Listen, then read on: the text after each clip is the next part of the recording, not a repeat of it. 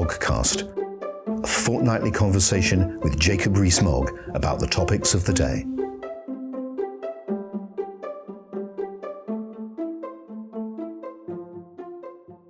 Welcome to the latest Moggcast. This is Paul Goodman, editor of Conservative Home, in conversation with Jacob Rees-Mogg. Jacob, good afternoon. Good afternoon, Paul. Thank you for coming in. And can I ask you straight away about a claim yesterday in the Sunday Times that when the Prime Minister said that Keir Starmer had spent most of his time prosecuting journalists and failing to prosecute Jimmy Savile, that it was you who suggested he said? That isn't my recollection. What was going on at the time was a very noisy chamber and people were shouting things out. I think it came from behind us, but it seemed to me a perfectly fair point to use. You're not sure it didn't come from you?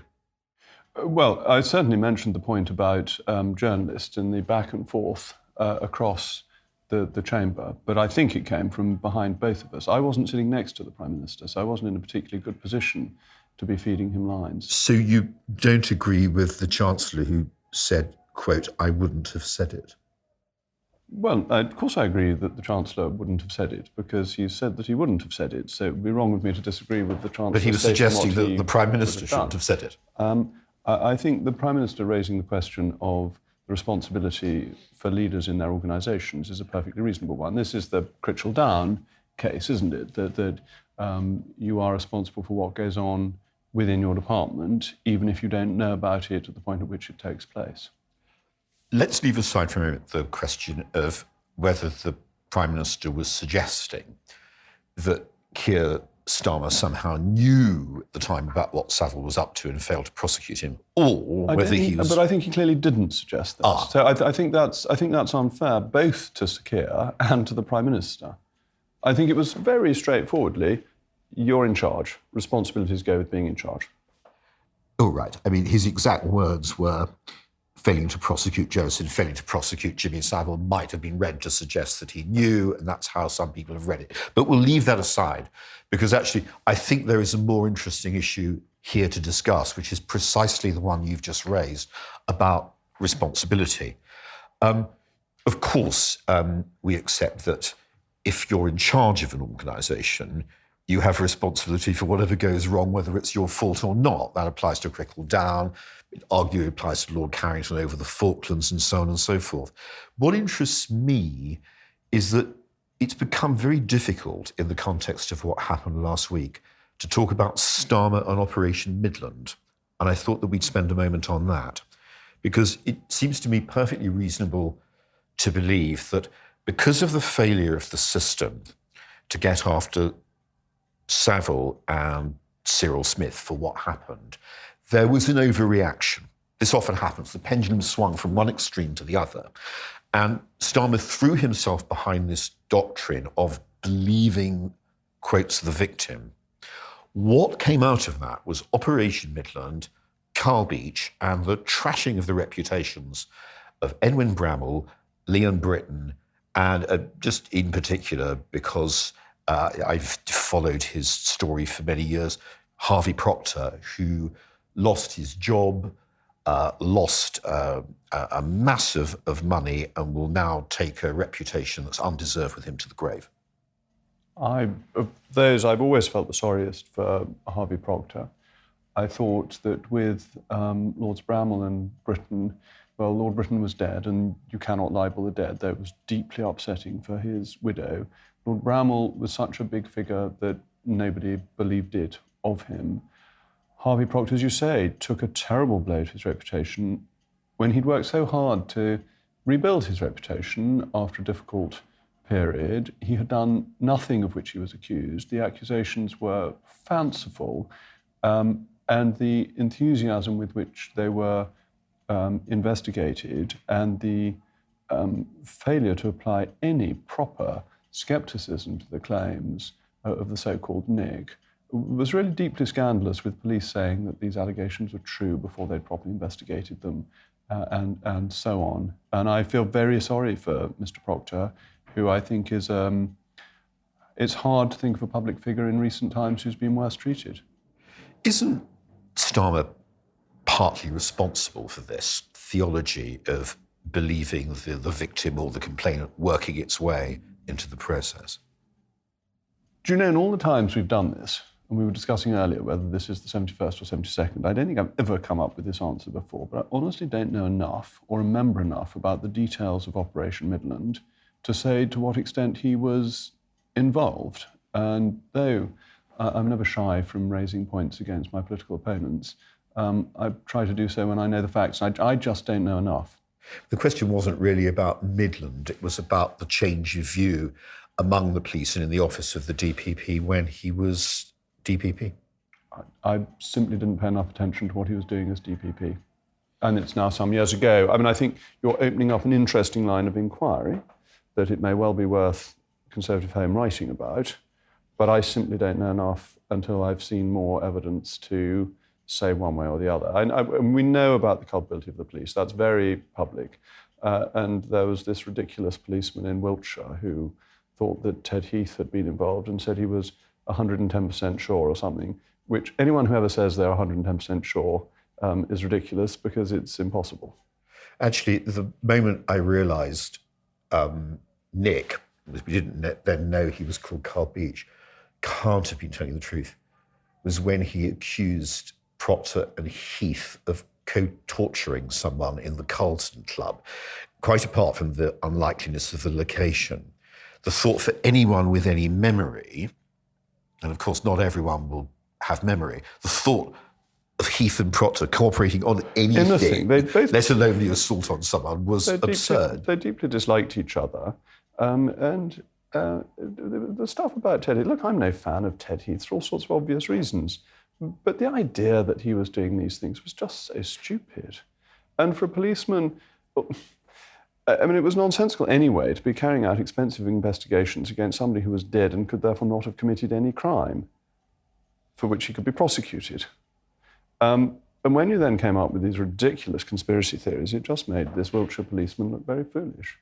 Just to round off this particular section, as you said we might write about it, I want to draw the attention of anyone who's listening to my proprietor, Lord Ashcroft's book, Red Night, about Starmer, which does have a whole chapter on his record as DPP, and which is very sober and which, in fact, we wrote about last week. So let's move on from Starmer and Savile and Operation Midland to what you said recently about a change in Prime Minister now necessitating a general election.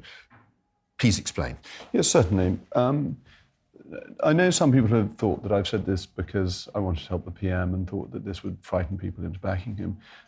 This is wrong because it's actually something I've been thinking about for many years. I discussed it in the debates around the Fixed Term Parliament Act. I can even point to Hansard where I raised this point. Because it seemed to me that one of the reasons I was opposed to the Fixed Term Parliament Act was that at that point the Constitution was evolving towards an expectation that a new Prime Minister would have a general election to get his own mandate, or her own mandate. I thought that not only was that evolving because voters felt it was necessary, and if you polled people, they seemed to think that the mandate was a personal one rather than a party one, but also Gordon Brown would probably have won in 2007, as of course Eden did in 1954, when he had a very quick election. Is it 53 or 54? Anyway, we can look this up. And that it looked as if Prime Ministers had a vested interest in getting their own mandate, and the voters expected it. And you know how Constitution develops, that it doesn't get laid down in statute normally. It just is an expectation arises as to how things will be done. And I thought this was developing and was becoming stronger, and that the Fixed Term Parliament Act would stop a sensible convention, because I think people do increasingly vote for the individual, the presidential style of elections that we have developed over many decades. And therefore, the personal nature of the mandate meant and means that it benefits from renewing in terms of how our democracy is structured. Interestingly, I think I missed something although this was obvious at the time in other aspects, that the Fixed Term Parliament Act wasn't fixed. And I didn't realise that it was so unfixed. I realised it wasn't fixed. I realised there were lots of ways of getting around it. That was obvious to everybody. But what I didn't realise is that the new Prime Minister would want an election, and so Theresa May and Boris Johnson both have an election, even under the constraints of the Fixed Term Parliament Act. So you get to a point where the party leader, in a honeymoon period, wants an election. The voters want an election. The probability is it won't get any better, particularly if you've only got 2 or 3 years left. And therefore, the Constitution has evolved to a point where you have an election. Although, of course, the people who say, well, there's no law that says that, are right. And I had a very interesting conversation with a fellow Member of Parliament in relation to Theresa May's election, because he had asked her one question when he decided who to support in that vote, and had said to her, will you have an early election? And she had said, no. But the pressure for one and the pressure to get a new mandate became overwhelming. So that is my view of how the Constitution has evolved and is continuing to evolve. It is not set in stone. Of course it's not. But I think any new leader in future, regardless of current circumstances we can set to one side, would be under very considerable pressure to have a general election. Do you know how massive constitutional experts who surface from time to time? I'm thinking of the sort of Vernon Bogdanor types. What's your impression of how many now agree with your view? I don't know. I wouldn't want to ask people to agree or disagree with my view in the midst of a political controversy. I think that I haven't spoken to Vernon about it. I speak to Vernon quite regularly, but I haven't actually discussed this point with him. There have been criticism of it from people who aren't normally particularly interested in the Constitution. But there have been some perhaps surprising people who've said this may actually be right. Such as? Oh, there was somebody in The Independent, wasn't there? I can't remember. But there have been some people who have said...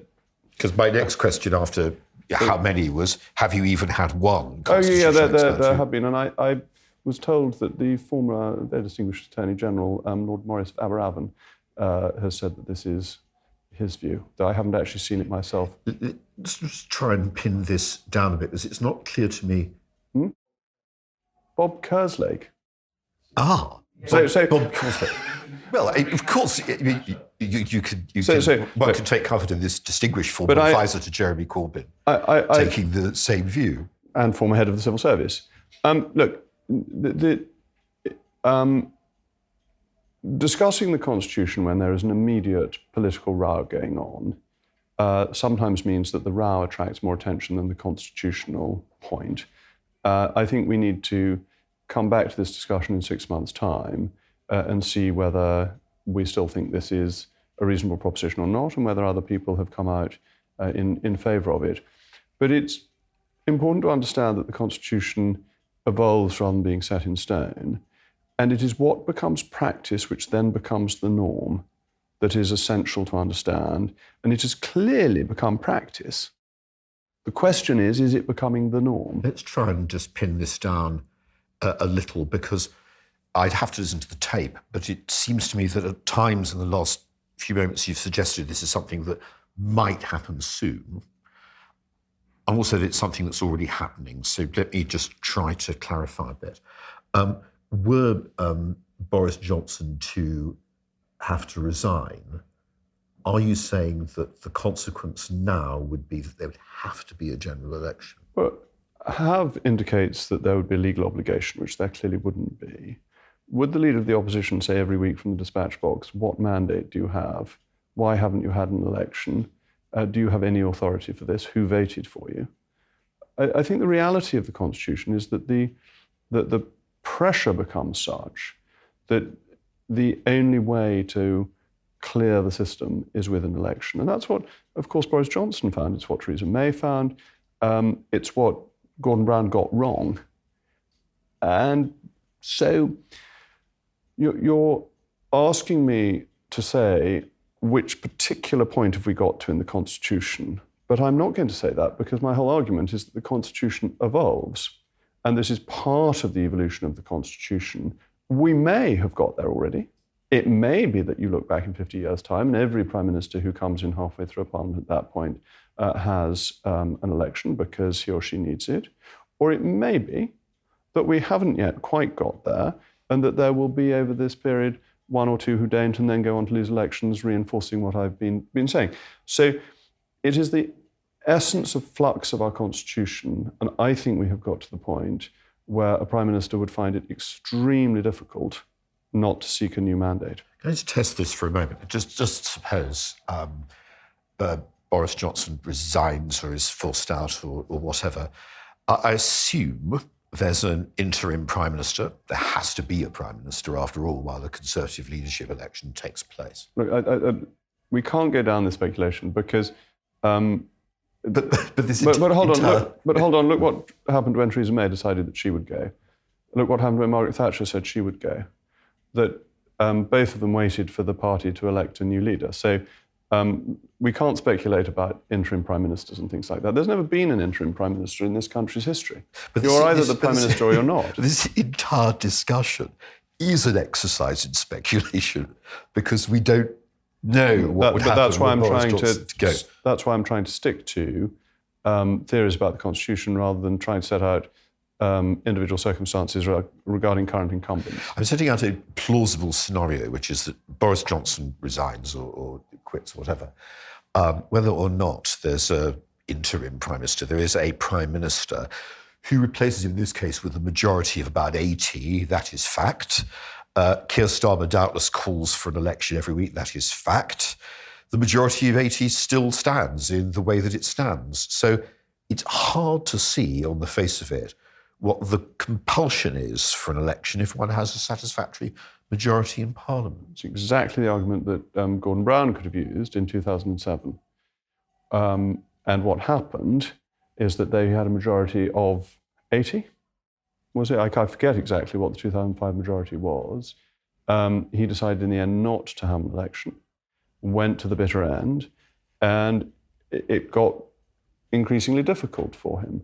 And in the end, he lost the election, and that people look at that and say, well, had he grasped the moment, seized the day, then he would have been able to have a 5-year mandate of his own, which is inevitably stronger because the personal authority of the Prime Minister depends on the majority that he or she can win. Theresa May's position was always weaker, even after 2016, because it was not her majority. People hadn't been elected to support her. And we've seen, and this is one of the things you've commented on, and it is fascinating, how more independent, less whippable MPs have become since the 1950s. Now, one of the appeals you can have with a Prime Minister who's won the election is you stood on the manifesto of this Prime Minister, you ought to support it. And that was powerful for David Cameron. Once it was Theresa May and she came up with some new idea, was that in our manifesto? So authority, political reality, constitutional evolution, I think makes an election extremely likely with a new leader. And hard to avoid because the political pressure just gets greater and greater. I mean, just looking at the recent history and arguing a bit of a counter case, it's not as though Theresa May came in, decided she needed a mandate and sought a general election and obtained it.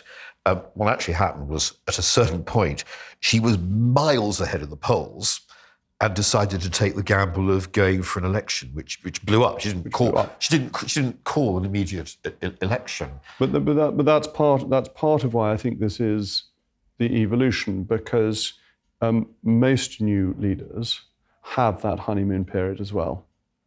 Gordon Brown and Theresa May both had a period when they were miles ahead in the polls. So you get internal pressure as well as the external pressure. You get the external pressure of the opposition going through the motions of saying they want an election even if they don't. I mean, nobody believed when David Cameron stood up in the party conference in 2007 and said, come on, let's have an election, that was actually what the Conservatives want, because we all thought we were about to lose it. But the counter-argument to all this is there isn't a constitutional precedent at all. This is just two leaders both making separate, terrible mistakes. Gordon Brown's being not to call the general election, which blew up for him, and Theresa May's being to call one. I think Theresa May's was to take so long over the election. and to then have no idea of what the manifesto should say. So we had a disastrous manifesto. I mean, the 2017 election was really interesting because it broke all the rules of elections. That's so the campaign doesn't matter. Who's ahead in the polls at the beginning will be ahead in the polls. And none of this turned out to be true. Your thesis is basically with a more attractive manifesto. And had she not opted for a long campaign... Had it been on the same day as the local elections, when we got one of the best results in our history, I think that it would have gone much better. But I think, to come back to the constitutional point, I think that we have become a system that focuses very much more on the individual. And this has been a twofold change that, as you know, historically, the ballot paper just had the name of the candidate on. So we had a sort of personal representative. That's changed. Very few MPs win their seat because of their own particular brilliance. They win it because they stand as a Conservative, or a Socialist, or a Lib Dem, whatever, SNP. And that's been something that has happened over an extended period. But I think it's now fair to say it's gone further than that. Bear in mind, part of Theresa May's campaign was to say, actually Cameron tried this too, David Cameron's Conservatives, Theresa May's Conservatives, this very presidential style that has developed in this country, with the system allows for it because of the prerogative being exercised on the advice of the Prime Minister. The Prime Minister has quasi-presidential powers anyway, has done for many years. Turn this for a moment into a conversation that reflects on Brexit. Let's suppose Theresa May had written a different manifesto and gone in May. Let's then suppose she'd have won a majority of, I don't know, 50 or so, or 80, sort of something. I might then say to you, well, she'd have been in a better position to get the withdrawal agreement through. You could come back to me and say, well, the withdrawal agreement in her form went down by a huge vote. In other words, isn't it true, as one reflects on the Brexit alternatives that could have happened, that you keep coming back to four people? Theresa May, Boris Johnson, because the Conservative Party basically wanted a leaver as leader. Jeremy Corbyn, Keir Starmer, because Labour basically wanted someone who wasn't out at the extreme edges as a leader. Those are the leaders.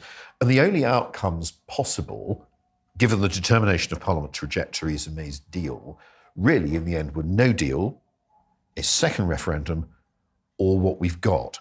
So whatever you think about Brexit, none of those alternatives have overwhelming public support. And a key lesson of what's happened is that the country was deeply divided over Brexit, not that there was some easy alternative on the table to what's actually happened.